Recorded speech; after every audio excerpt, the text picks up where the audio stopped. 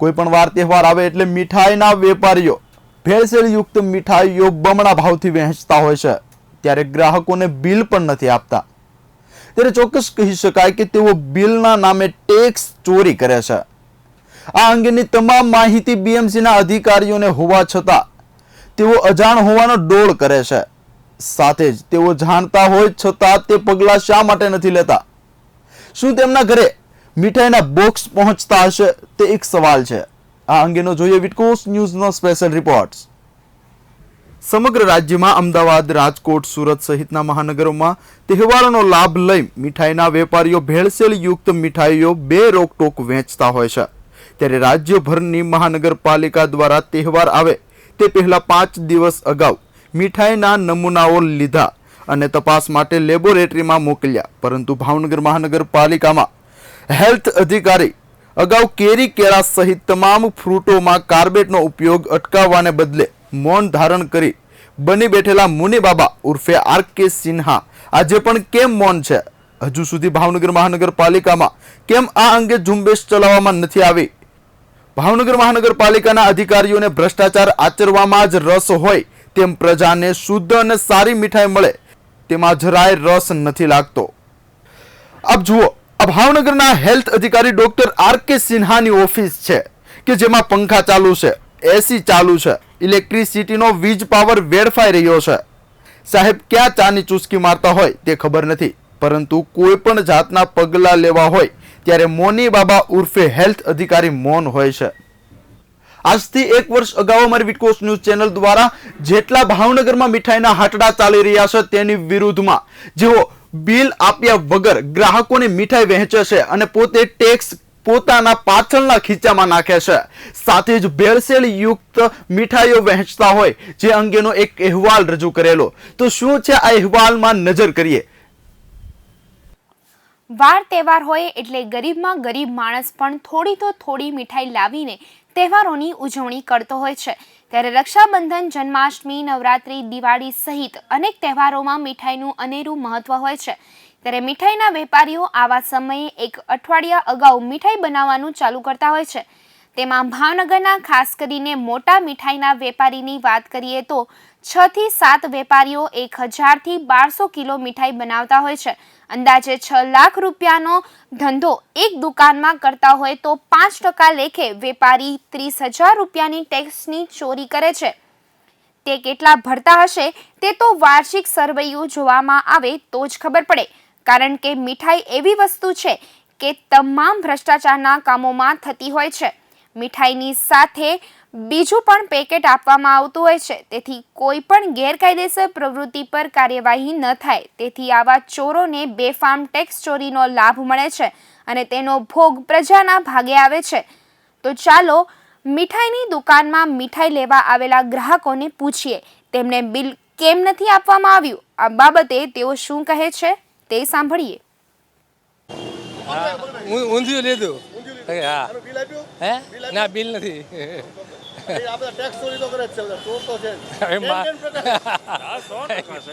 બધા મીઠાઈ વાળા જ છે, મકાન ના પડે, બરોબર। મીઠાઈ લીધી આજે? હાજી। ખાસ કરીને તમે મીઠાઈ લીધી એમાં શું ખાસ કરીને પેંડા લીધા છે? ના, ઓલો મઠો લીધો છે, પાઇનેપલ। આનું બિલ આપ્યું તમને? ના, બિલ નથી લીધું છે। આજે અમે આમ તો સુકનના પેંડા લીધા છે, પણ મારું એવું માનવું છે કે ભાઈને આપણે કંઈ પણ ગળું મોઢું કરાવી શકીએ। અત્યારે આસમાન ઉપર આ ભાવ ગયા છે અને છતાંય ભેળસેળવાળું બધું આવું જ આવે છે, તો કંઈક એવી સરસ મીઠાઈ ઘરે બનાવીએ અને આપણે ભાઈને ખવડાવીએ તો એ મારા માટે યોગ્ય લાગે છે। અત્યારે શું લીધું? પેંડા? આજે મેં પેંડા લીધા છે। બિલ આપ્યું તમને? ના, બિલ મેં નથી લીધું। ભાવનગરમાં રક્ષાબંધનનો તહેવાર હોય, જન્માષ્ટમીનો તહેવાર હોય કે દિવાળીનો તહેવાર હોય, તમામ જગ્યાએ મીઠાઈઓ માટે ગૃહિણીઓની લાઈન લાગી હોય છે। આજે એમાં ખાસ કરીને રક્ષાબંધન હોય એટલે કાજુ કતરી, ટોપરા કતરી અને પેંડાની સૌથી વધારે ડિમાન્ડ હોય છે।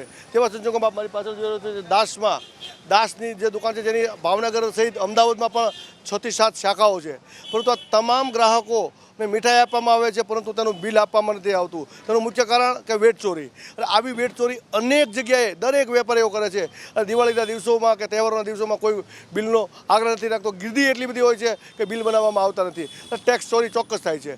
ભાવનગરના દાસ પેંડાવાળા હોય કે પછી રામકૃષ્ણ ડેરી ફાર્મ હોય, દવે મીઠાઈ હોય કે મુનિ પેંડાવાળા હોય સહિત પંડ્યા ડેરી ફાર્મના માલિક જે અગાઉ ભેળસેળવાળા ડુપ્લિકેટ ઘીમાં પકડાયેલા તે પણ આ સમયે પોતાની 3 થી 4 શાખાઓ ઉપર લાખોનો વેપાર કરે છે અને ટેક્સની ચોરી કરે છે. આવા સમયે ભેળસેળયુક્ત માલ ગ્રાહકોને પધરાવી દેવામાં આવતો હોય છે. પરંતુ મહાનગરપાલિકાના ડોક્ટર આર.કે. સિન્હા એટલી બધી મીઠાઈ ખાતા હશે કે તેને ડાયાબિટીસ છે, તેમ છતાં પગલાં લેવા કે નમૂના લેવાનો સમય નથી. વાર તહેવારે અધિકારીઓ અને પદાધિકારીઓના ઘરે સ્વાદિષ્ટ મીઠાઈ પહોંચી જતી હોય તો પછી પગલાં શા માટે લેવાય? જનરલી આપણા તહેવારો હોય છે, રક્ષાબંધન, જન્માષ્ટમી, એમાં મીઠાઈના વેપારી અંદાજે 1000 થી 1200 કિલો જેટલી મીઠાઈ બનાવે છે. એમાં ટેક્સ ચોરી તો એ કરતા જ હોય, પણ સાથોસાથ ભેળસેળયુક્ત માલ પણ આપી દેતા હોય છે. તો આપણે કઈ નમૂના લેવાની કાર્યવાહી કરી આ વખતે ચાલુ છે હે નહીં આપણા આખા રાજ્યમાં. આખા રાજ્યમાં નહીં, ભાવનગરની અંદર જે 10 થી 12 મોટા વેપારી છે મીઠાઈના, એને ત્યાંથી કઈ નમૂના લીધા છે? કારણ કે આજે ઓછામાં ઓછી લીધા છે ને, બધા પાસે લીધા છે ને. આજે લીધા છે, આજે લીધા છે. નથી લીધા, રજામાં ન લેવાય. એવું કે મીઠાઈ તો ગમે તે લીધી, રજામાં ન લેવાય. અમે લઈ શકીએ ને કે રજામાં નથી લીધા છે. અમે લઈ શકીએ ને કે રજામાં નથી લીધા છે. અમે લઈ શકીએ ને કે રજામાં નથી લીધા છે. નથી લીધા ને એમ એટલે પૂછું છું. કારણ કે આજે ઘણી બધી જગ્યાએ છે આવું. અને ભાવનગરના વેપારીઓ છે એ દર વખતે છટકી જાય છે. ટેક્સ ની ચોરી તો રોજની 25-30 હજારની કરે જ છે, પણ આમાંય તે વિટકો કેન્દ્ર વાળા મેં ભાવનગરની જેટલી ડેરી હતી મીઠાઈના વેપારીઓ તેને ત્યાં ગયો હતો તો કોઈ જગ્યાએ બિલ આપવામાં આવતા નથી. એક વેપારીનું મેં ઇન્ટરવ્યુ લીધું તો તેઓ સ્પષ્ટ કહે છે કે અમે 10,000 કિલો કોકે મીઠાઈ બનાવી, કોકે 1200 કિલો મીઠાઈ બનાવી હોય, એટલે અંદાજે 5 થી 6 લાખ રૂપિયાની મીઠાઈ વેચતા હોય. ભાવનગરના ખાસ કરીને 6 થી 7 મોટા વેપારીઓ જેને 4-4, 5-5 શાખાઓ છે, અને તેઓ એક દિવસની 6 થી 7 લાખનું કાઉન્ટર લેતા હોય તો અંદાજે 30 થી 35 હજારની વેચ ચોરી કરે છે. કોઈને બિલ આપતા નથી. આવું સ્પષ્ટ સામે આવ્યું છે. આપ કહો તો આવતીકાલે આવીને આપણે લિખિતમાં પણ આપી શકું છું. Okay sir, thank you. ચોક્કસ, બરાબર. ઓકે. મીઠાઈ વાળા છે, મીઠાઈ વાળા એ આજે 1000 કિલો મીઠાઈ બનાવી એક દિવસમાં, 5 દિવસથી, એને કોઈ ટેક્સ લાગુ પડે એને વેટમાં આવે કે શું આવે એનું? 5% આવે મીઠાઈ. 5% આવે મીઠાઈ. 5% આવે મીઠાઈ. તો કોઈ બિલ બનાવતા નથી. મેં તો ઘણા બધાને ઇન્ટરવ્યુ લીધા, સ્પેશિયલ સ્ટોરી બનાવી છે. એમાં ચોરી તો હોય છે, હું સમજુ છું. એમાં ચોરી તો હોય છે, હું સમજુ છું. એમાં ચોરી તો હોય છે, હું સમજુ છું. અને આ તહેવારોમાં સ્વાભાવિક છે વધારે બનતી હોય. હજી ઘણા તહેવારો પણ મેં જેટલા વેપારી છે બધાને પૂછ્યું પેલા જઈને કેટલા કિલો મીઠાઈ બનાવી છે. આજે લગભગ અમે 500 બનાવી છે, કોઈ 1000 કિલો બનાવી છે, કોઈ 800 કિલો બનાવી છે. એને ગુણે 500 કરો ને તો આજે 250-300 રૂપિયા કિલો તો હોય નહીં. બી પૂછ્યું 400 થી લઈ અને 800 સુધી, એટલે એવરેજ 500 આપણે મૂકીએ તો એક જગ્યાએ 5 લાખ ની મીઠાઈ જાય. એક જણાનું કાઉન્ટર 5 લાખ. 25,000 નો ટેક્સ તો એક જ દિવસનો. એક જણો 25,000 રૂપિયાનો ટેક્સ થાય. 5% પ્રમાણે 25%, બરોબર. તો એવું મહિનામાં 10 દિવસ હોય તો 2.5 લાખ થઈ જાય. ભાવનગરમાં તહેવાર આવે એટલે મીઠાઈ, ફરસાણ અને જાણે લોટરી લાગી હોય વેપારીઓને તેવું લાગે છે. અને એ કરતાં વિશેષ 8 દિવસથી આ મારી પાછળ જોયેલો છે પંડ્યા મીઠાઈ, જેઓ ઘણા સમયથી બહુ જૂનું પ્રસિદ્ધ નામ છે અને અહીંના પેંડા પણ બહુ વખણાય છે, પરંતુ ટેક્સમાં બહુ મોટી ચોરી કરે છે. 500 કિલોથી 600 કિલો મીઠાઈ બનાવી છે, પરંતુ એનું એક પણ બિલ કોઈ બનતું નહીં હોય. અમે પૂછ્યું ઘણા બધાને તો કોઈના બિલ બનાવવામાં આવતા નથી અને આ તમામ ટેક્સ ચોરી કરવામાં આવે છે. તહેવારોના નામે ડુપ્લિકેટ માવોથી માંડી અને ઘણું બધું દઈ દેવામાં આવે છે. અને ગ્રાહકો તહેવાર ઉજવવા માટે એને પ્રકારે પણ થોડા ઘણા પૈસા કાઢીને પણ પેંડાની ખરીદી કરે છે અને બેન પોતાના ભાઈને મોઢું મીઠું કરાવીને રાખડી બાંધે છે. આ અનુસંધાને રામકૃષ્ણ ડેરી ફાર્મના માલિક આવી ટેક્સ ચોરી તો ચાલ્યા કરે તેવી વાત કરે છે. કાળાનાળા સ્થિત સુખ શાંતિ કોમ્પ્લેક્સની બાજુમાં પાર્કિંગની જગ્યામાં પોતાનું મીઠાઈ બનાવવાનું કારખાનું બનાવી દીધું છે અને મહાનગરપાલિકાને ચૂનો ચોપડે છે. ત્યારે આવા વેપારીઓ લાજવાને બદલે ગાજી રહ્યા છે. અમારે તો સમાચારમાં ખાસ ઈ લેવાનું છે કે જેટલા મીઠાઈ વેપારી કોકે 500 કિલો મીઠાઈ બનાવી, કોકે 1000 કિલો મીઠાઈ બનાવી, હા બધાએ સેલ ટેક્સ ને વેટની ચોરી કરી છે. ના ના બધા હાવ વેચની ચોરી નથી કરી ને બાપા. આવ નો કરી, થોડીક તો કરી ને. તો પછી અડધી નો કરીને એમ થોડીક થોડી કરવાની. 60 રૂપિયા લઈ લ્યો અને 40 પાછા આપો. હા બોલો. કરતા હોય કે નહીં એમ કહો. એમ તો બધાય કરતા હોય થોડું જાજુ સમજી લ્યો. એમ તો બધાય કરતા હોય થોડું જાજુ સમજી લ્યો. એમ તો બધાય કરતા હોય થોડું જાજુ સમજી લ્યો. હા બધા ખાસ કરીને તહેવારોમાં ભેળસેળવાળું વ્યૂ જાય.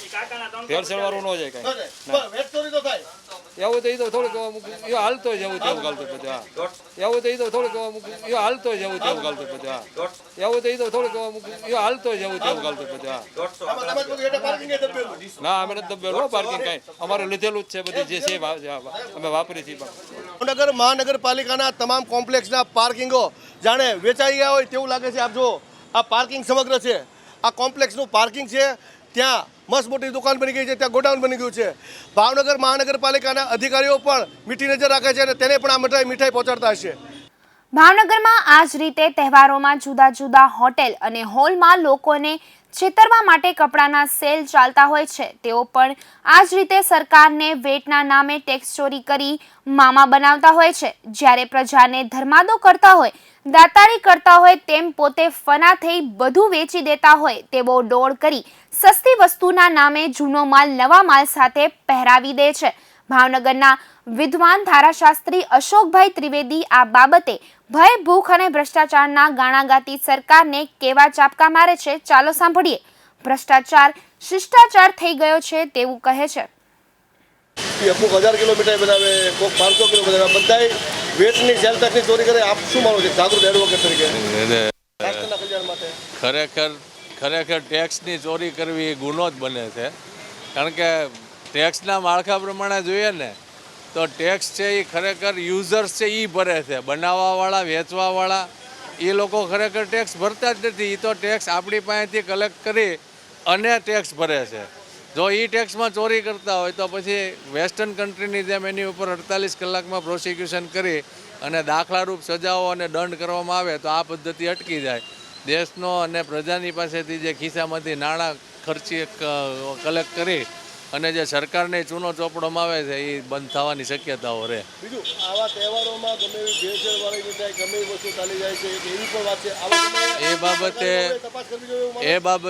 એ બાબતે આપણા દેશની રાજ્યની અને જિલ્લા લેવલની અને શહેરોની કરુણતા એ છે કે એ બાબતનું ચેકિંગ કરવા માટે ને એની જે મીઠાઈની અથવા તો કોઈ પણ ખાદ્ય પદાર્થની ચેકિંગ કરવાની જે આરોગ્ય ખાતાની ટીમ છે એ દુર્દશા એટલી બધી છે એની કે ક્યારેય કોઈ તહેવારોમાં કે ક્યારેય કોઈ જાહેર ફંક્શનની અંદર કોઈ નમૂના લીધા હોય કે કોઈ ઓચિંતી ચેકિંગ કરીને એના માટેનું લેબોરેટરી ટેસ્ટિંગ કરાવ્યું હોય એવું મને તો છેલ્લા 5-8 વર્ષના ઇતિહાસમાં જાણકારીમાં નથી. બીજી એક વાત છે કે માત્ર મીઠાઈના વેપારીની વાત કરીએ તો મીઠાઈનો વેપાર કરે છે એટલે વાર તહેવારોએ અધિકારીઓને મીઠાઈ આપે, મીઠાઈ ઉપરાંત પેકેટ આપતા હોય, એવું પણ કારણ હોઈ શકે. હવે તો આ દેશ માટે એવું કહી શકાય એક નાગરિક તરીકે, એડવોકેટ તરીકે કે આ બધી બાબત છે એ હવે શિરસ્તારૂપ બની ગઈ છે. ભ્રષ્ટાચાર કરવો, કરપ્શન કરવું કે વહીવટ કરવો જેનો સ્પેશિયલ શબ્દ છે એ હવે શિષ્ટાચાર બની ગયો છે. એટલે એ બાબતમાં ઉતરવાથી કે એ બાબતમાં કહેવાથી કાંઈ ફેર પડે એવું મને નથી દેખાતું. કારણ કે 10 વર્ષથી આ વસ્તુ હું જોઈ રહ્યો છું. તમે એવું ઈચ્છો છો કે ભાવનગરમાં આજે લગભગ 50,000 કિલો જેટલી મીઠાઈ થઈ હશે અને એનો ટેક્સ ચોરી થઈ જાય, આ અનુસંધાને સેલ ટેક્સ વિભાગ દ્વારા તપાસ આપે એવું? સેલ ટેક્સ વિભાગ છે એ એના અધિકારીઓની ટીમ બનાવી અને ખરેખર દરેક મોટાથી માંડીને નાના વેપારીઓ સુધી છે એના બિલિંગ કાઉન્ટર, એના કમ્પ્યુટર આ બધું ખરેખર રેન્ડમ ચેકિંગ કરે ને તો પણ સાંજે 24 કલાકમાં અથવા તો સાંજ સુધીમાં આ વસ્તુ પકડાય જ આવે એમ છે કે ખરેખર કેટલી ચોરી થઈ છે અને ખરેખર કેટલી નથી થઈ. પણ એવી કોઈ જગ્યાએ કોઈ સરકારી અધિકારીઓની કે સરકારી મશીનરીની દાનત હોય એવું ક્યારેય દેખાતું નથી. આપે પહેલાં જેમ પૂછ્યું કે જે મીઠાઈઓ બોક્સ ઘરે પહોંચી જાય, બોક્સની સાથે સાથે કદાચ બીજા બોક્સ પણ પહોંચી જતા હોય એટલે એ લોકો આળસમાંથી બહાર ના આવે. ભાવનગરમાં કોઈ પણ પ્રકારનો તહેવાર હોય, રક્ષાબંધન હોય, જન્માષ્ટમી હોય કે દિવાળી હોય, મીઠાઈ માટે લોકો ખરીદવા માટે ભાવેણાવાસીઓ ઉત્સુક હોય છે અને ચોક્કસ કહેવું પડે કે 400થી માંડી અને 700 રૂપિયા સુધીનો મીઠાઈનો ભાવ હોય છે. એક વેપારીને ત્યાં હજાર કિલો મીઠાઈ બને છે, પરંતુ ચોક્કસ કહેવું પડે કે કોઈ પણ વેપારી 1000 કિલોનું બિલ બનાવતા નથી. આપણે કોઈ પણ ગ્રાહકને પૂછીએ કે તમે બિલ લીધું તો નહીં લીધું હોય. અને ચોક્કસ કહેવું પડે કે ટીવીમાં જે સરકાર દ્વારા જાહેરાત આવે છે જાગો ગ્રાહક જાગો, પણ પરંતુ તેનો અમલવારી થતી નથી અને ટેક્સ ચોરોની વૃદ્ધિ દિવસે ને દિવસે વધતી જાય છે. પ્રદીપ શુક્લા, વિટકોસ ન્યૂઝ, ભાવનગર.